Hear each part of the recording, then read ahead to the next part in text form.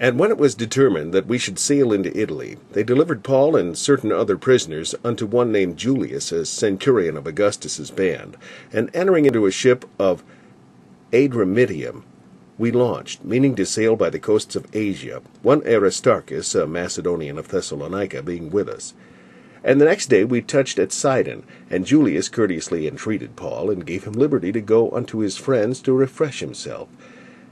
And when we had launched from thence, we sailed under Cyprus, because the winds were contrary. And when we had sailed over the sea of Cilicia and Pamphylia, we came to Myra, a city of Lycia. And there the centurion found a ship of Alexandria sailing into Italy, and he put us therein. And when we had sailed slowly many days, and scarce were come over against Cnidus, the wind not suffering us, we sailed under Crete over against Salmone, and hardly passing it, came into a place which is called the Fair Havens, nigh whereunto was the city of Lycia.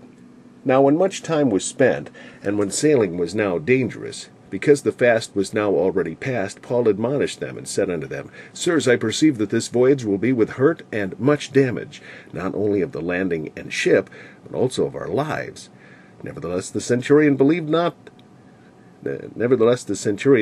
master and the owner of the ship more than those things which were spoken by Paul, and because the haven was not commodious to winter in, the more part advised to depart thence also, if by any means they might attain to Phoenice, and there to winter, which is an haven of Crete, and lieth towards the southwest and northwest. And when the south wind blew softly, supposing that they had obtained their purpose, loosing thence they sailed close by Crete. But not long after there arose against it a tempestuous wind called Euroclydon. And when the ship was caught, and could not bear up into the wind, we let her drive.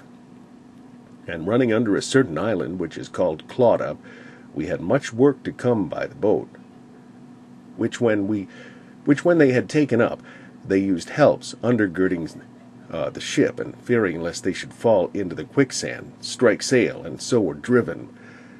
And we being exceedingly tossed with a tempest, the next day they lightened the ship, and the third day we cast out with our own hands the tackling of the ship.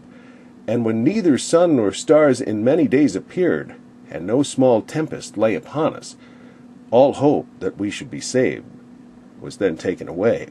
But after long abstinence Paul stood forth in the midst of them, and said, Sirs, ye should have hearkened unto me, and have not loosed from Crete, and to have gained this harm and loss.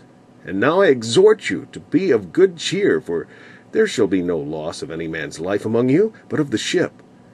For there stood by me this night the angel of God, whose I am, and whom I serve, saying, Fear not, Paul, thou must be brought before Caesar, and lo, God hath given thee all them that sail with thee.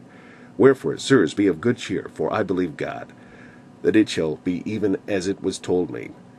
Howbeit we must be cast upon a certain island.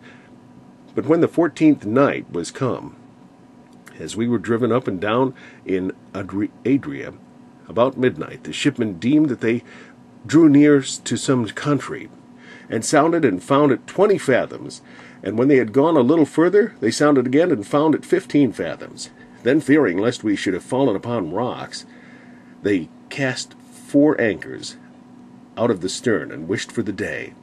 And as the shipmen were about to flee out of the ship, when they had let down the boat into the sea under colour, as though they would have cast anchor out of the foreship, Paul said to the centurion and to the soldiers, Except these abide in the ship, ye cannot be saved. Then the soldiers cut off the ropes of the boat, and let her fall off. And while the day was coming on, Paul besought them all to take meat, saying, This day is the 14th day that ye have tarried and continued fasting, having taken nothing. Wherefore I pray you to take some meat, for this is for your health. For there shall not an hair fall from the head of any of you. And when he had thus spoken, he took bread, and gave thanks to God in presence of them all. And when he had broken it, he began to eat. And then were they all of good cheer, and they also took some meat. And we were in all the ship 2 days, and we were in all in the ship 260 souls. And when they had eaten enough, they lightened the ship, and cast out the wheat into the sea.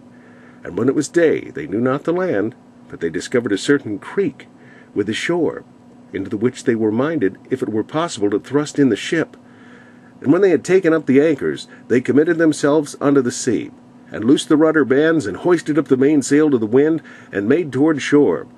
And falling into a place where two seas met, they ran the ship aground, and the forefront stuck fast, and remained unmovable, but the hinder part was broken with the violence of the waves. And the soldiers' counsel was to kill the prisoners, lest any of them should swim out and escape. But the centurion, willing to save Paul, kept them from their purpose, and commanded that they which could swim should cast themselves first into the sea and get to land, and the rest, some on boards, and some on broken pieces of the ship. And so it came to pass that they escaped all safe to land.